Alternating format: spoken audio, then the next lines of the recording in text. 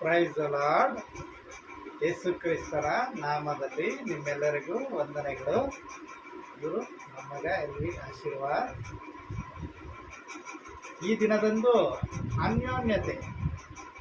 ಅನ್ಯೋನ್ಯತೆಗೆ ಎಂಬ ವಾಕ್ಯವನ್ನು ಧ್ಯಾನಿಸುವರಾಗಿದ್ದೇವೆ. ಅದಕ್ಕೂ ಮುಂಚೆ ಚಿಕ್ಕ ಪ್ರಾರ್ಥನೆ. ಪ್ರೀತಿ ಸ್ವರೂಪನಾಗಿರುವ ತಂದೆಯಾದ ದೇವರೇ, ಅನ್ಯೋನ್ಯತೆಗೆ ಎಂಬ ವಾಕ್ಯವನ್ನು ನಾವು ಧ್ಯಾನಿಸುವಾಗ ನಿನ್ನ ಮಕ್ಕಳ ಸಂಗಡ ನೀನು ಮಾತಾಡಬೇಕಾಗಿ ಪ್ರಾರ್ಥಿಸ್ತಾ ಇದ್ದೀನಿ ತಂದೆಗೆ. ಆಮೇಲೆ 1 ಕೊರಿಂಥ 1:9 ಅಧ್ಯಾಯದಲ್ಲಿ ನಮ್ಮ ಕರ್ತನಾದ ಯೇಸು ಕ್ರಿಸ್ತನೆಂಬ ತನ್ನ ಮಗನ ಅನ್ಯೋನ್ಯತೆಗೆ ನಿಮ್ಮನ್ನು ಕರೆದವನು ಆತನೇ.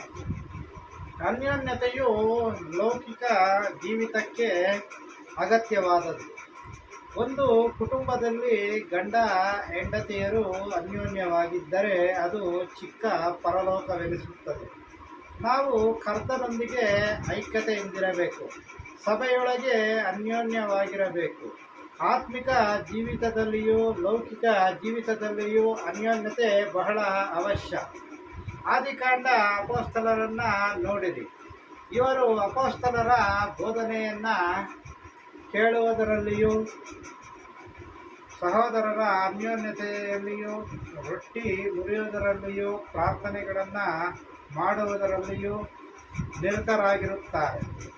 ಅಪೊಸ್ತಲ 2:42 ಈ ಅನ್ಯೋನ್ಯತೆಯು ಏಕಮನಸ್ಸನ್ನುಂಟು ಮಾಡುತ್ತದೆ. ಯಾವ ಮನೆಯಲ್ಲಿ ವಿರೋಧಗಳು